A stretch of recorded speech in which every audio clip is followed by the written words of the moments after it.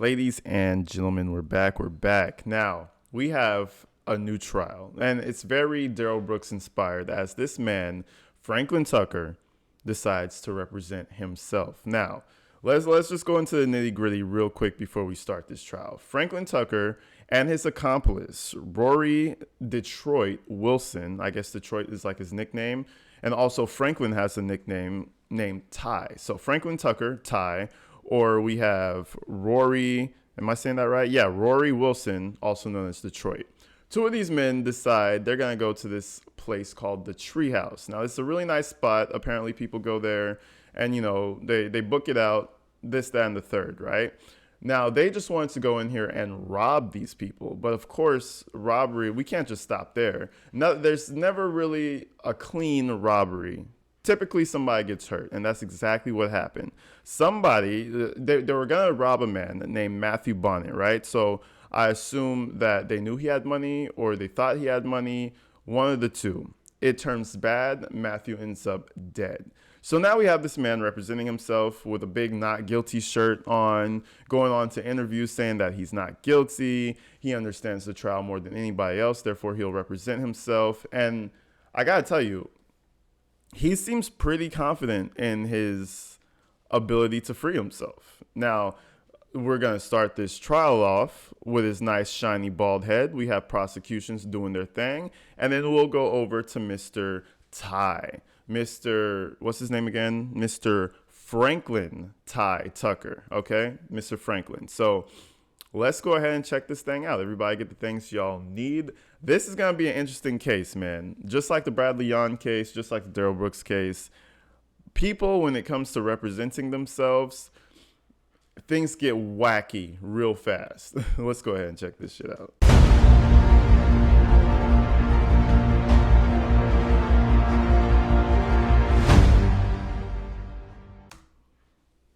Yes, Your Honor. May it please the court? Yes. Madam Clerk, Mr. Tucker. Ladies and gentlemen of the jury, good morning. My name is Assistant State Attorney David Alvarez, and along with my colleague, Chief Assistant State Attorney Joseph Mansfield, will be conducting the presentation of the evidence on behalf of the state this morning and throughout the course of the trial. I'd like to start off by saying thank you for your participation in this process. It's very important, not only to the state, but to Mr. Tucker as well. So we thank you. And as the judge has already told you, the defendant is charged with a series of crimes. I'm not going to go over them again.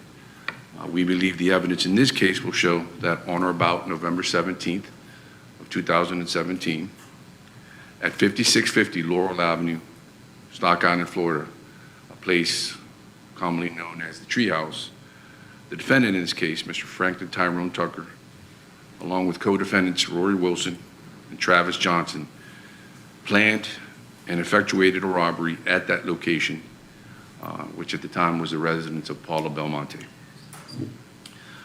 On said date, at approximately 7:45 or a little bit before there, these three individuals, and you'll hear testimony of this, the evidence will show this, that they actually spoke about how they were going to effectuate and pull off this robbery. They drove past the Treehouse once just to stake it out, came back. Defendants Wilson and Tucker put on their dark clothing and grabbed their weapons and their mask, and then got back into Mr. Travis Johnson's truck and drove to the Treehouse. The plan was, as you'll hear and the evidence will show, that Mr. Tucker and Mr. Wilson were going to go up the Treehouse, and the reason it's referred to as the Treehouse, it's a series of stairs that leads, I don't want to describe it as an apartment, but it's a place where people could sleep. It had tarps over it. It really didn't even have roofs. And I believe the victims in the case, Ms. Belmonte and Mr. Raggett, will explain that in detail, as well as some of the deputies that you'll hear from. But in the commission of committing this robbery, defendants Tucker, this actual defendant, Mr. Tucker and Mr. Wilson, went up into the Treehouse and held Ms. Belmonte and Mr. Raggett at knife point. Ms. Belmonte was held at knife point with a knife to her throat. During the commission of this robbery, her throat was slashed, and you will see pictures of her injuries during the course of this case. The state is gonna Damn, they slashed their throat over a robbery. That's why I always say, don't turn a don't if you want to break into somebody's house, don't make it where somebody's in there. Make sure nobody's there. Things will go bad, bro. It's almost guaranteed that things will go bad. Then when they go bad, you're gonna be fighting a crazy case, bro. Like, it's just not worth it. introducing photos of that. Mr. Raggett was also held at knife point. He was beaten, punched several times. He'll actually testify that he was knocked back into a tarp. At this time of the year, I believe in November. Now, keep in mind, Miss Belmonte, Mr. Raggett, all these people were hurt. And then one person, I believe, was, poked up and didn't make it. So, I mean, it's a lot of casualties, bro. A lot of casualties for these two people who wanted to go and make a quick robbery. It's not worth it, bro. November, it wasn't quite fully dark yet. It was dusk, the sun was setting. But they were able to discern that the alleged perpetrators were coming up the stairs and eventually what happened. In the process of committing this alleged crime, obviously in fear of their lives, Miss Belmonte and Mr. Raggett were screaming in fear for their lives. And unfortunately, the crimes didn't stop there. A neighbor, Mr. Matthew Bonnet, heard the screams and decided to render aid, or at least try to assist in somehow. As he was coming up the stairs, the evidence will show that Mr. Tucker and Mr. Wilson confronted him. There was a struggle that ensued, and Mr. Bonnet was stabbed numerous times and eventually died from these injuries. Damn. The defendants then fled the scene. Defendant Johnson, who was waiting in his dark-colored pickup truck, the getaway driver, noticing that there was a commotion going on, decided to leave his two accomplices and drives away. They ultimately meet up at a warehouse where they were all residing together, probably about 500 or 600 feet from the actual Treehouse, where an argument ensued, and Mr. Johnson decided to walk down to the Tom Tom to get some cigarettes, where he met up with Mr. Detroit Wilson, Mr. Rory Wilson. You're going to hear from numerous witnesses during the state's presentation and shall be presented with numerous exhibits of evidence for your review and consideration in this case. Ladies and gentlemen of the jury, the state is absolutely confident that at the conclusion of this matter, you will find that the defendant, Franklin Tyrone Tucker, is guilty as charged in the indictment and the amended information. Thank you. Short, simple, sweet. And I don't understand if I heard that wrong, but it said these fools were residing 500 feet from the treehouse. Who does a crime to your neighbor? 500 feet? That's next door. What are you doing? You guys confirm for me if that's what he just said. Like 500 feet? Like from the treehouse? What? Oh my goodness. Yeah, these guys are some amateurs. So the getaway driver gets scared, leaves them. The two of them finish what they're doing, probably don't get no money, run away, argue about it, then go to jail forever. What a story to tell. What a story to tell your grandkids. You're not even going to be there to tell your grandkids nothing because you're going to be in Supermax or solitary confinement or something. That is the stupidest way to get some money, man. You could do so many things, legal or illegal, that will elevate you so much easier, bro, with so much less headache. Robbery is not the only quick way to get money. There are other things that are less illegal and maybe even legal that are just easier, bro. See, it's the IQ thing. It's an understanding thing, bro. Guys like this are just stupid, so they're gonna just try just what you see on TV. Oh, I guess we could go rob them and make some money. Yeah, let's go try it. Yeah, you're a good driver. You want to be the getaway driver? Yeah. Oh, you're a good sidekick. You want to go with me? That's stupid, bro. Idiots.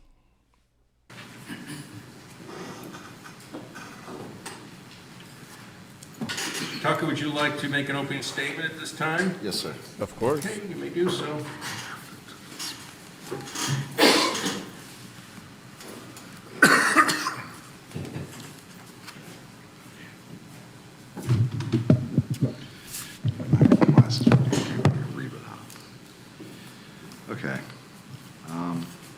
was a nice presentation by the state. By the way, good morning, gentlemen. Good morning, ladies and gentlemen of the jury.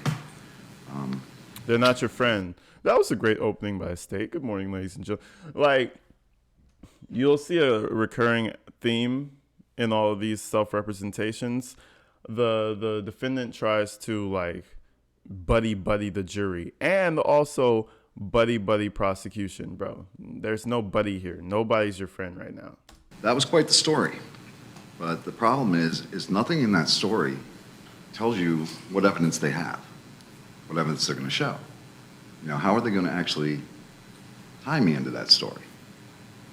Anyway, you know, the prosecution, you know, tells that story, but the problem is very little of that story is true. That's the bottom line.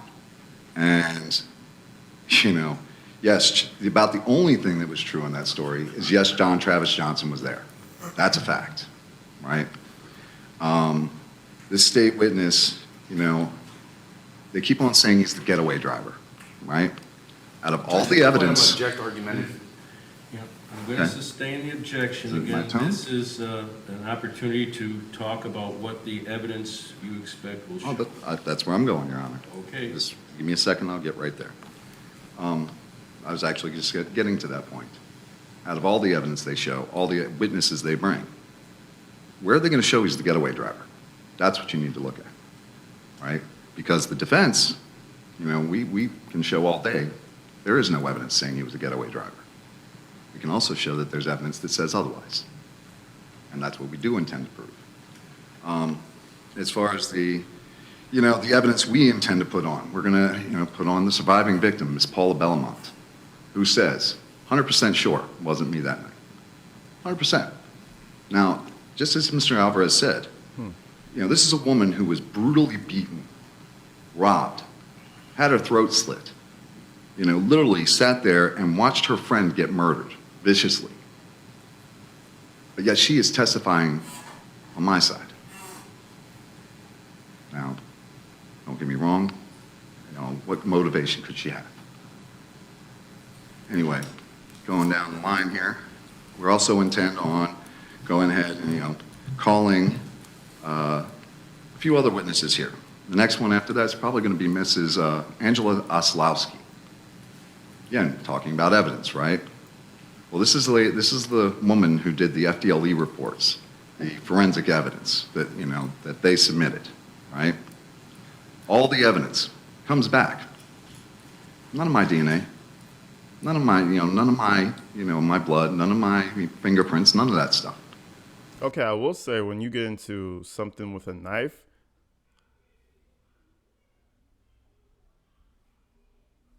my neighbors are going crazy. I was like, what the fuck? Never mind. But anyways, whenever it comes to a weapon like a knife, usually two people get cut, the attacker and the receiver, because there's too much manipulation. Usually two people go ahead and get sliced. So the fact that there's no DNA that he's saying is there, interesting. The fact that the woman is saying that she's 100% sure that, you know, it wasn't him, right? That wasn't Franklin. They might have something. I don't know. But again, this is him just spitballing. When they come with evidence, that's when we're going to be able to be like, oh yeah, that's bullshit. Or, oh yeah, he might have a point, you know? Once prosecution starts coming with evidence, because remember, prosecution is the one who has the burden of proof. Defense just has to prove that there's no, you know what I mean? That there's no evidence to prove that. Boom, bam, we're free. So far so good, I would say. I mean, bro sounds a little eloquent. Sounds like he might know a few things, you know? It seems like he may have read a book or two. But we'll find out, man. Bradley Yawn attempted to sound smart, and he was a moron. So let's find out. Okay? So, no forensic evidence, right? Okay? Surviving victim says it wasn't me. Okay, so we'll go on down from there. The next one, Mr. Tom Walker from Internal Affairs, right? Now, Mr. Tom Walker goes ahead and investigates the investigation because of a complaint I made, right? A complaint that comes back sustained, right? Comes back as sustained for an investigation that was so poor, so poorly executed, 208 pieces of evidence were found to be mishandled by the MCSO, including DNA, including physical evidence, including video. 208 pieces of evidence. Now, he also goes ahead and goes beyond that. He goes on to show that, that the original affidavit that was used to arrest me, the one that actually everybody relies on as far as what the police say happened, right? He goes ahead and investigates that. Unfortunately, guess what? That's not accurate either, according to him. That he actually goes ahead and investigates this and finds out that the original affidavit that was used to indict me, used to give me these charges and put me in front of you people, right? Not that I don't like you, but... Objection, argument, and again, Well, I'll overrule that objection. No, but yes, it put me here. And so he'll go ahead and show that that isn't exactly accurate, that it's filled with inaccuracies. It also has what they call material omissions, stuff that would be an exculpatory evidence to suggest that I wasn't there. What do you guys think of this? What do you guys think of this? He's actually coming out like a lawyer, bro. Like, I ain't gonna lie. Out of Darrell Brooks, Bradley Young, and Ronnie O'Neal, or Ronnie Coleman. Not Ronnie O'Neal, Ronnie Coleman, the crazy guy who took out his wife and his son. I mean, burnt his son, took out his wife, and his disabled child. All those people, right? He seems to be the most confident about his information. Now, if he actually has proof to go along with this is going to be an interesting trial. Because everything he's saying sounds good to the ear, but we need to see what prosecution evidence really has to go off. Okay, so we're going to go ahead and interview Mr. Tom Walker. We'll go ahead and put him on the stand. Then after that, we have Lieutenant Colonel Chad Scabilia, right? He's actually one of the higher ups in the MCSO. I don't know how familiar the jury is with that, right? I know we all know Rick Ramsey, but do we know Mr. Scabilia? Probably not. But he is one of the higher ups in the MCSO. He's in charge of their operations. He decides, as of January of 2019, he's going to go ahead and do an investigation of the entire major crimes unit, right? He's afraid that they're not living up to par. That's a good supervisor. Object and ask for sidebar. Okay.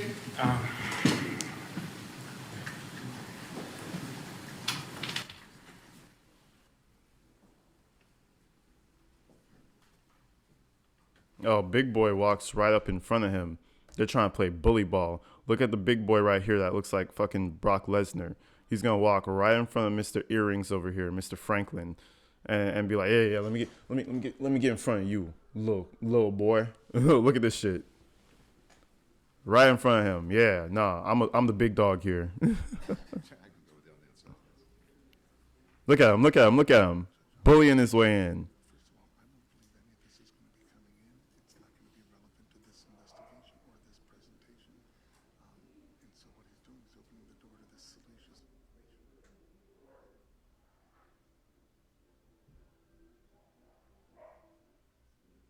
He put his hand in front of him.